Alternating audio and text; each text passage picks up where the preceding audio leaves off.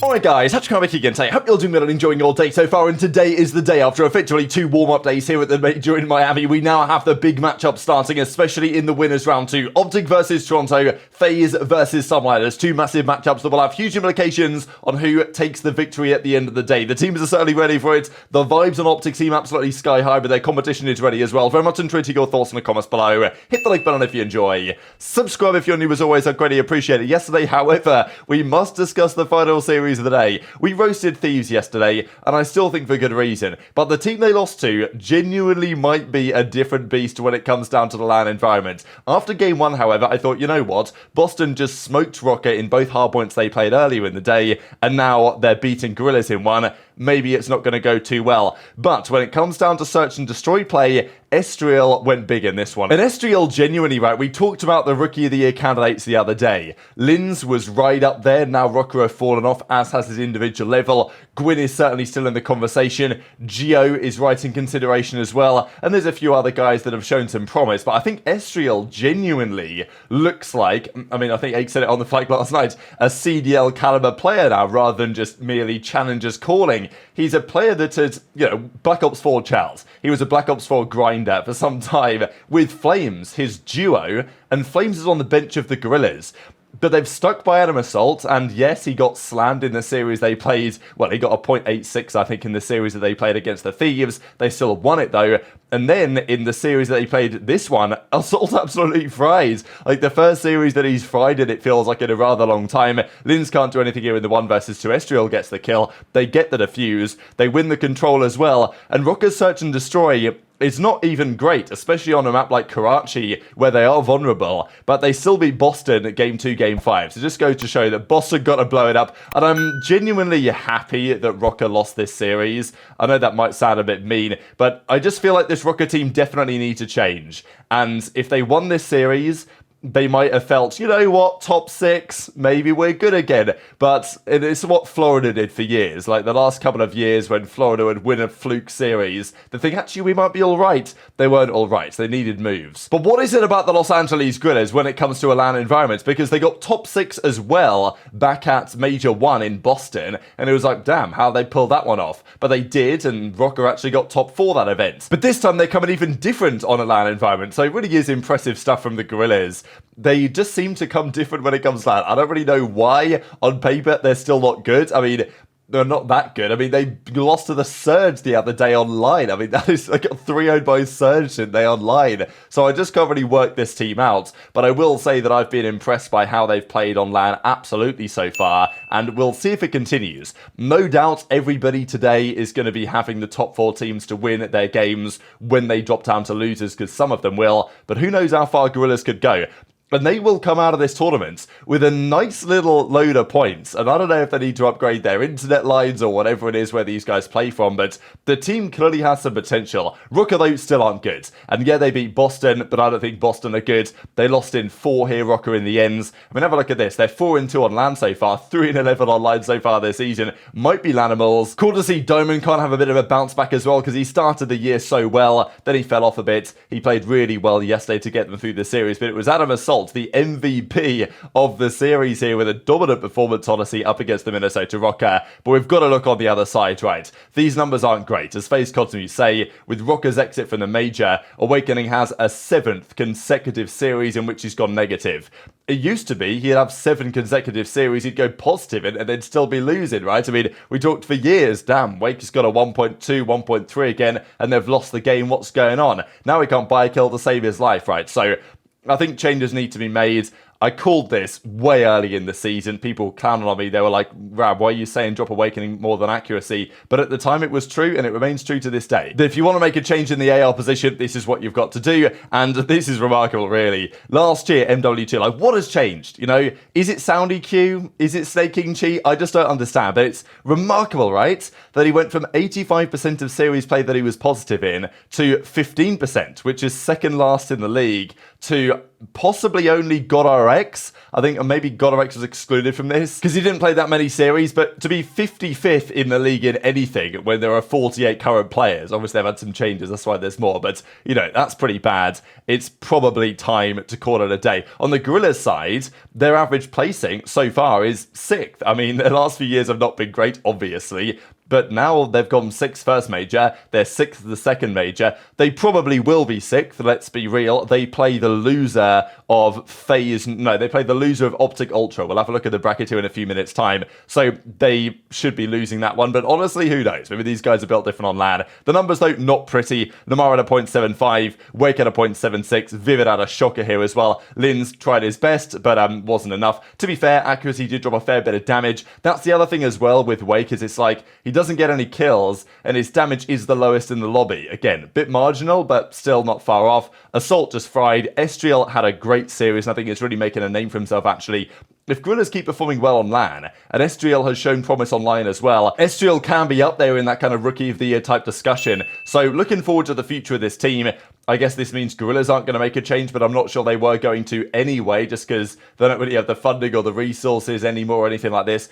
I thought for some time they were going to swap Assault and Flames. That's never happened, though. But Rokkr definitely need a change, and I think that it's going to happen. Whether a one-man move is enough, that's a debate, but I guess we'll see what they decide to do. Challenges this weekend will determine which players they will look to sign. We saw that after Major 1 in Boston, right? The FaZe Black guys, Asim, Kremp, those boys, they won the event. They were the guys that got signed pretty much the very next day, or arguably at the bar on the night of their performance. But as Donny Temp says, we've only played one match today, then they tell us we play tomorrow at 9 AM. So the schedule here for challenges, I don't know what's going on, but the idea is you play as much as you can on Friday, then on Saturday, and then Sunday is merely just, you know, maybe a couple of games in the morning, but then the grand finals, of course, that they played on stage in Boston before the major. These, however, all the games planned for today. And I don't know if that's going to be happening. I don't really know why this was organised or so challenging to execute like it was before. Maybe it's because they've only got 8 stations and there were issues with some of the, you know, PCs and all this stuff. Just go back to console, you know what I mean? There's been massive delays. So yeah, Godspeed everyone involved in getting this done today, because it's going to be a mess for the rest of the weekends. But hopefully at least the best teams come out on top, because that's going to be crucial for some of these rosters, especially those that got slammed out immediately. I actually had the same observation to Crony yesterday, especially when I saw Surge. I think it was maybe the Surge series especially, when they played one game and they were straight out of the tournament in top 12. It's like, it just still doesn't feel right. It is just comedy to me that back in the day, used to turn up to the event, and honestly, the events back in the day were only 3-day events. It wasn't Thursday, Friday, Saturday, Sunday. It was Friday, Saturday, Sunday. You'd play pool play on the Friday. You'd play guaranteed 3 games. Then you'd play one more on the Saturday morning, because you'd have an open bracket team come into the group. Guaranteed 4 matches played, and then after that, after groups, you'd filter into the bracket somewhere. So every team would play at least 5 series. And nowadays, teams are still flying out there. You know, imagine flying out to London or to Paris, like it was meant to be when the CDL first forms, and then just flying home the next day because you've got slammed out 3-0 and just, you know, played no maps in the tournament. It is just so bad, honestly. And yeah, that was the same story for Miami. In some respects, they got to play 2 series, I guess. And Ravens, of course, continued onwards after their victory. Clay actually followed up on this one as well. Of course, they were having a good time.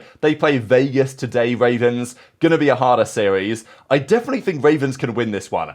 I'm gonna pick Vegas too. I think they are the stronger team, but I definitely think Ravens have a chance. And also, let's not forget that Gwyn the other day, after they played online, said that he was the best player in the lobby and called the other guys trash, and Theory was roasting him. So now they play again on LAN, which is absolutely spectacular. Looking forward to this one for sure. First game of the day. Because if Gwyn absolutely comes different, which he might, and drops like a 1.3, 1.4, and if Clay plays well on LAN, then they've got a serious chance. But as Clay says, fun first day. Thanks for the love. First match tomorrow in a rematch versus Vegas. Let's have some fun, he says. But I've got to share a couple of things as well leading into the big series of today, really, between the teams that actually could win this entire thing. This is a hilarious clip, and I don't really know if I've seen an OpTic team this vibey. We talk about it quite often, and maybe OpTic, we talk about it more often just because they're more public, and like this comm stuff they tweet it out, and the content is more public than other teams. And it's not like other teams aren't good friends also, like Toronto, this is definitely the case for, but the vibes on this team are so good.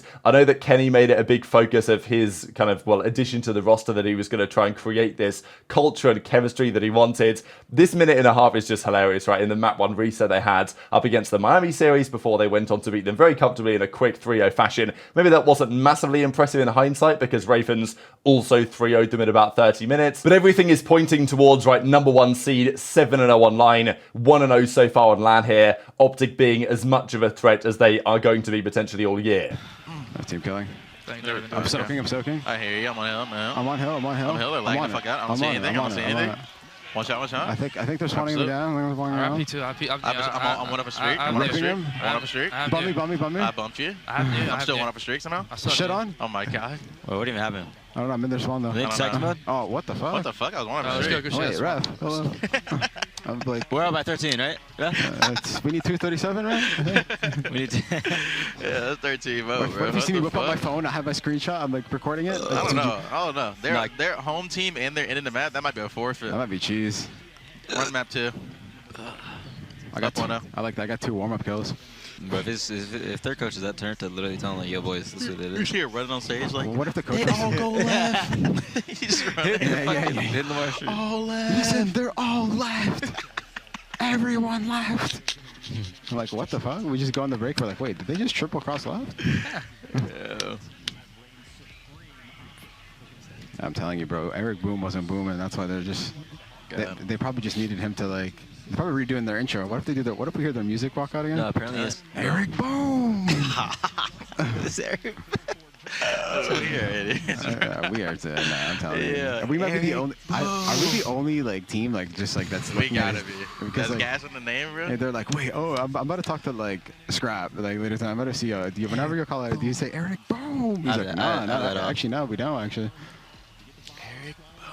What's going on? So the OpTic boys definitely getting ready for the Toronto series. It's a rematch, of course, when they played online. That series is really interesting in many ways because Toronto won both hardpoints in that one. They won the Rio, of course, where Scrap had the SMG out. I want to see if they play Rio hardpoint again with a Kenny. It runs the sub as well because Scrappy is a monster with the rival on that Rio map. So we'll see what Kenny could do if he were to pull it out because the rival ain't bad. The ray gun, whatever they say. But in that series, OpTic won both of the search and destroys very comfortably indeed. They dominated the Karachi, they dominated the terminal. I do not expect Toronto to go that way. I expect a Rio search and destroy. I'm expecting maybe an invasion search and destroy. And if that happens, could be a very different story. And my big talking point going into the event was, I want to see what OpTic do come, game 5 when they've got to play a search map that they haven't dominated on, such as Karachi. But the victory they had and the rep that they got against Miami, now yes, it's Miami, but they did have a good rep, a good solid rep. They had to make a bit of a comeback on that Rio search and destroy against Miami Heretics. I feel like that's enough for me to say, you know what, they are going to be a good enough search and destroy team. And Ultra have some vulnerabilities. Their control isn't that good. OpTic's is pretty damn good as of late. Now, I don't expect that Ultra will allow OpTic to have their Karachi control. Probably going to be, more like an invasion, or if OpTic ban that, it might be a high rise. But even then, I'm still favouring OpTic in the control. I would favour Ultra in both of the hardpoint games, but I feel like OpTic can certainly win one of them. I feel like it's got to be a Game 5. Both of these series, I feel like, will end up in a Game 5. And it's incredibly difficult to call both of these series. It's a bit tricky for me, because I'm number 1 in the predictions on Breaking Point right now. I think I've got a 2-point lead against anybody else on the Breaking Point stuff, and I'm 1 point ahead of Octane. So I could just copy Octane and then try and ride it out. But I just have a gut feeling that New York are going to beat FaZe. FaZe have been shaky. I think if it was just the online loss against Gorillas, I'd have said, you know what, fair enough. But the fact that they nearly lost to Thieves as well and probably should have done, that has kind of tipped me over the edge of the fact that they're not actually playing that well. They're still FaZe, right? And it's incredibly difficult to pick against them, especially not on a Sunday. But New York, I think they're going to be well prepared for this one. They beat FaZe online in 5. I think their search and destroy is better. FaZe's search and destroy has still shown vulnerabilities, so I think you can go either way. I'm going to take New York in 5, which is maybe that's going to come back to mine, but I think that it's valid based on the information that we have. And then I think I might take OpTic in 5 as well. So my predictions, I think, are going to be New York and OpTic today, which could very easily go wrong and backfire. Just because those predictions are effectively worth double points, because if you pick New York to win this one, then you're picking FaZe to go down to losers. and everyone is going to pick the top 4 teams to win pretty much when they go to losers. So if I get this series wrong, then I also get this series wrong, and I also probably get this series wrong if I get this wrong. So, you know, very feasibly, it could be an 0-5 day today. But that just goes to show how difficult it is to predict and how fascinating it's going to be today to see which of these teams actually win. Finally, we get the top 4 square-ups. It's going to be very important in terms of who gets to the winners' finals, who drops down to losers, who's the potential top 4 team, and also who knows about Vegas, Ravens maybe, but also Gorillas in the losers brackets. Could they put up a fight against the loser of OpTic and Ultra? I guess we shall see. But these are the games of today. Massively looking forward to it. We're going to do the pre-show in just a few hours on the Break and Watch channel as well to discuss all these games in more detail with all the boys. Very much interested in your thoughts in the comments below. Hit the like button if you enjoyed. Subscribe if you're new. Take care, and I'll see you next time.